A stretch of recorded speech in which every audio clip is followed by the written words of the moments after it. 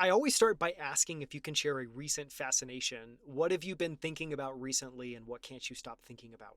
Yeah. So, in crypto land, and we were talking about this in your full episode. I mentioned I just love focusing on what I think about as wicked problems, and crypto has a lot of these. I mean, whether it's elliptical curve cryptography or zero knowledge proofs, and so those have been colonizing my mind for some time, and we talked about those a little bit. I think maybe I'll think about something different from that. And fascination for me is actually a pretty big word. Like it's a high bar to be fascinated.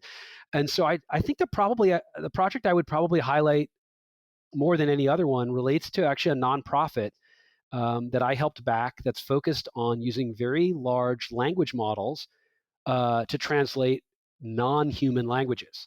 So it's kind of a crazy idea.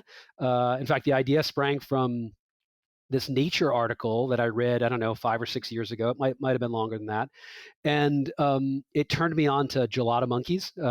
These monkeys that live in the Simien Mountains of Ethiopia. I mean, who doesn't love monkeys? But these are really special monkeys in that gelato monkeys have the most complex vocalizations of all primates.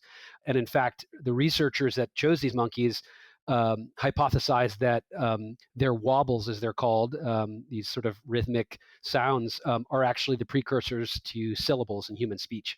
And anyway, so I was like reading this article, went for a walk with my friend Aza Raskin, who's this crazy mathematician, dark matter physicist friend, and he also loved gelato monkeys. I think he read the same Nature article, and that walk turned into a dinner, and that dinner turned into me writing the first check into this project, which is now called the Earth Species Project, which is, as I mentioned, trying to sort of decode animal communications and translate them. And in many ways, it's a sort of cool, very cool technical project, but it actually has a sort of a more meaningful connection to sort of this belief that, like, I think if we actually knew that those monkeys or the crows or the lowland gorillas or the humpback whales were actually talking to each other, we'd probably respect them more. We'd probably want to conserve them more, and we'd probably behave a little differently. And so anyway, that's probably a true fascination of mine beyond some of the day job stuff that I do in crypto or enterprise infrastructure.